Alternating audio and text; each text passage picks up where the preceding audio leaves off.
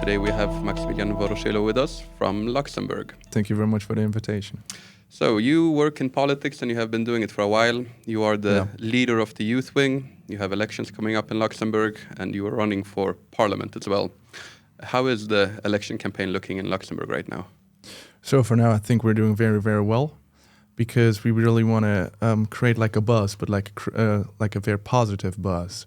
And you see that more and more people are tending to go towards our party because they see that we are the only alternative to get back to a more sovereign country, have people speak more Luxembourgish again, and actually take care of one of our biggest problems, which is like the growth, which is of course due to the migration that we have in Luxembourg.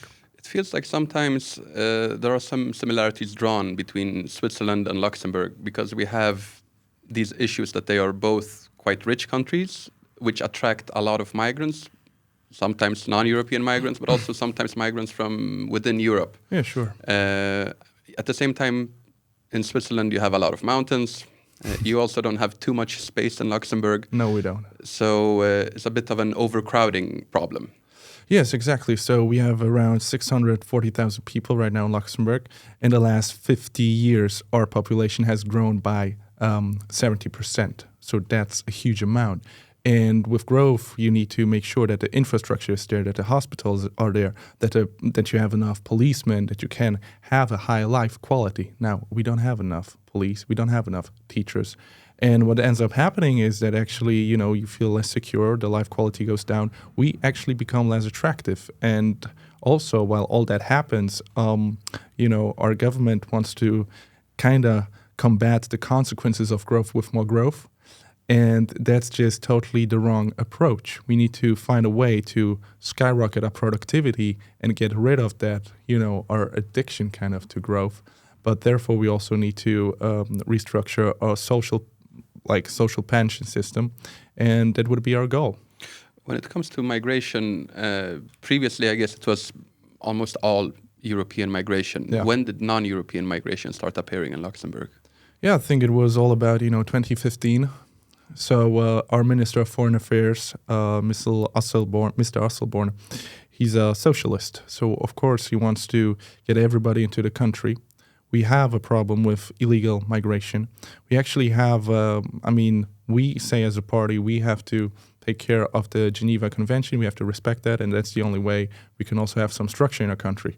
Now, our socialist foreign minister, he always tries to, even if some migrant would be rejected, to get him in. He just needs to put in his signature, and suddenly there they go.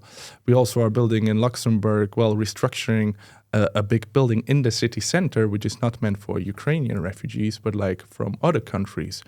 And also a very, very, I would say, important fact is when you take a look at the crime statistics, we don't have a lot of crime statistics because our Minister of Police is one from the Green Party. They don't want to talk about it. But the only statistics that we have is that 75% of the prisoners in Luxembourg, they're not Luxembourgish people, they're foreigners. Now, and we need to find out what have they actually done, where are they actually from, to sociologically understand the problem and combat that problem, because it's going up and up. And if I can say one more thing about crime, during the last 20 years, crime has increased by 300% in Luxembourg. We have around 3,800 crimes, act of violence against a person a year. That means we have actually 10 acts of violence against a person a day. You don't hear it about it in the newspaper. You don't hear it about it in the news, in the mainstream media. And so we actually have to take care of that. And that's why for our party, the security is like our priority. So the question is partly with sovereignty, because right now the EU is trying to change the migration rules. They want to have more to say about European migration laws. How does your party, Adrenaline, or ADR, Adrenaline as the youth wing. How do you take a position when it comes to centralization and federalization of the EU? So you may know that we have in Luxembourg one very famous guy called Jean-Claude Juncker, who is also the president of the EU Commission. Now, just because he's Luxembourgish doesn't mean that we automatically have to like him. So there are some merits that he has done. For example, when we talk about the financial architecture, doing the communication between Germany and France, all fine. But he was advocating from the first moment on when he entered European politics, federalism, which we as a party are against. We want to be sovereign. We want to have our own say. And all he has done is actually, since he started, our national debt has increased. We've started doing more like socialistic measures, which are benefiting a lot of people, but not the ones that are hardworking. And so that's why our approach is a little bit different. We have to actually make a priority list who should be benefiting first from affordable housing and other very important issues. So, and I mean, our answer is quite clearly Luxembourgish people. When it comes to Mr. Jean-Claude Juncker, because I'm guessing he's probably the most famous politician from Luxembourg in recent years, maybe mostly for his problems with balance during certain EU summits, but he likes to dance, and, you know. Sure. He is known as somebody who likes to enjoy life. Here in Poland, he has been a bit criticized for having introduced certain laws, if I'm not mistaken, that makes Luxembourg quite a good place to be in if you're trying to avoid paying too much taxes. So here in Poland, the Prime Minister is very adamant that we should introduce something in the EU to make sure that there aren't any places like this. Is this a topic that is common in Luxembourg, or is it rather more of a Polish issue? No, I mean, it has been a big topic. You're referring to LuxLeaks. That's like the big scandal where there actually were, you know, some secrets passing around, which he made some decisions which actually benefited a lot of big companies, and he didn't tell anybody. So, of course, this is not fair. On the other side, I also think that what we have as a problem right now is that this scandal has been following us for a long while. And so all the socialists and whatever, as soon as we as a party are saying, well, we have to do some tax cuts, you know, they're bringing up this one again. But these are like two different issues. But in that sense, yeah, I mean, you know, Juncker, he was prime minister, suddenly he was like the president of the EU Commission. During this time, this came out. So he didn't really have to, you know, take care about it.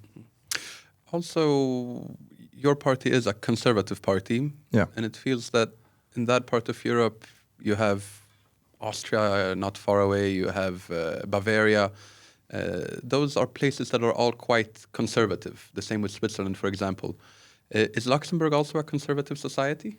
I believe that most Luxembourgish people are deeply, like, in their deepest form, they are conservative. Because they care about the language, they care about the security, and they care about the future of their own, I mean, of the country, but also of their children. And now what we see in Luxembourg is that more and more foreigners are coming in, and more Luxembourgish people are living, you know, around the border because they cannot afford anything anymore in Luxembourg. So that's a big issue. While all of this happens, of course, you know, more and more migrants come in, and some, as we say, refugees, they, you know, benefit from free social security, free healthcare, and whatever and not. And we see a big issue with that because it has come up recently, like 2 weeks ago. There was a very big, like also an interview with an ex-coworker of like not youth hostels, but like a youth prison in Luxembourg. And it turns out that in the last like 5 years, more and more refugees are coming in who are pretending to be 16 or 17, but they're actually 18 or 19. And I mean, it says in the report, these are not my words, that, you know, they are actually influencing the other, you know, young people who have done some mistakes in a very bad way. So they start, you know, doing drugs and whatever. And so this is very, very bad. Also in Luxembourg, we have this youth criminality, which has come up suddenly since 2 years.